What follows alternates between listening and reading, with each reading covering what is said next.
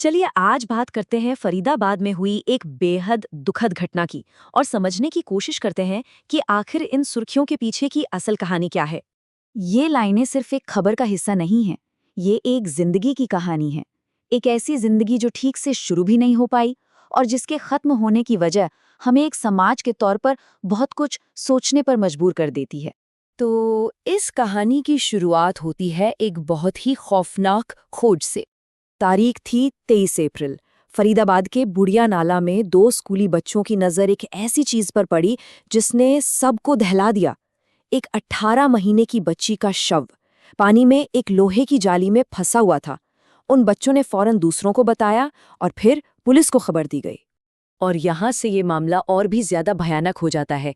जब पुलिस ने अपनी जांच शुरू की तो एक दिल दहला देने वाली बात सामने आई। वो ये कि बच्ची को नाले में जिंदा फेंका गया था। बस इस एक जानकारी ने पूरी तहकीकात का रुख ही बदल दिया। तो अब सवाल ये था कि आखिर ये किया किसने। चलिए देखते हैं कि पुलिस को इस मामले में पहला और सबसे अहम सुराग कैसे मिला।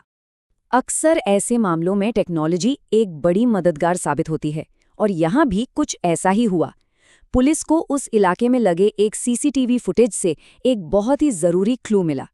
उस फुटेज में साफ दिख रहा था कि एक महिला एक बच्चे को अपनी गोद में लेकर जा रही है, लेकिन कुछ ही देर बाद जब वो महिला वापस आती हुई दिखाई दी तो उसकी गोद खाली थी, बच्चा उसके साथ नहीं था। यही वो पल था जिसने पुलिस को सीधे उस संदिग्ध तक पहुंचा दिया।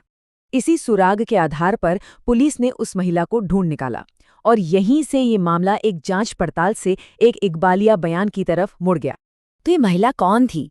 सामने आया कि कोई और नहीं बल्कि उस मासूम बच्ची की अपनी माँ थी जिसका नाम नीलम था। नीलम मूल रूप से बिहार के मधुबनी की रहने वाली थी और फरीदाबाद में अपने पति संजय के साथ रह रही थी।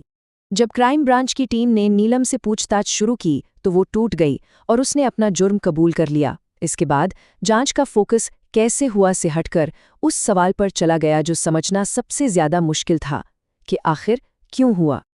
और वजह इस कहानी का शायद सबसे परेशान करने वाला और मुश्किल हिस्सा है। जब पुलिस ने पूछा क्यों, तो नीलम का जवाब एक नंबर था, 6। उसकी 6 बेटियां थीं। यही वो वजह थी जो नीलम ने पुलिस को बताई। उसने कहा कि परिवार की आर्थिक हालत बहुत बहुत खराब थी, इतनी खराब कि 6 बेटियों का पालन पोषण करना उसके लिए नामुमकिन सा हो गया था। अब इस परिवार की हालत को थोड़ा और समझते हैं। ये लोग धीरज नगर की एक झुग्गी में रहते थे। पति एक प्राइवेट फर्म में काम करता था, लेकिन आमदनी इतनी नहीं थी कि घर का गुजारा हो सके। मतलब परिवार वाकई में गंभीर आर्थिक तंगी से गुजर रहा था और इसी बेबसी ने इस खौफनाक कदम को जन्म दिया।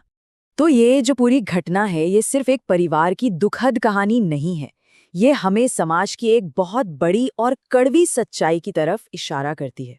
सोचने वाली बात है कि ये एक अकेली दुखद घटना हमें उस दबाव के बारे में क्या बताती है जो बेतहाशा गरीबी किसी इंसान पर डाल सकती है। ये सिर्फ एक परिवार की कहानी नहीं बल्कि हमारे समाज के लिए एक बड़ा सवाल है। और यहीं पर हम इस आखिरी और सबसे बड़े सवाल पर आकर रुकते हैं। जब गरीबी किसी के लिए मौत की वजह बन जाए तो फिर इसका समाधान क्या है? ये एक ऐसा सवाल है जिसका जवाब किसी एक के पास नहीं है। हम सबको मिलकर सोचना होगा।